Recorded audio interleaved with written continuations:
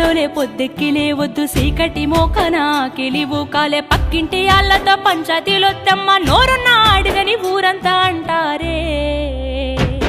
అత్త వద్దన్న ఇంటికి బిడ్డో పోయి ముచ్చట్టు వెత్తకే బిడ్డ జర్రయాదిలం చూకోవే బిడ్డో అడుగు వెళుతున్నదత్తోరిల్లు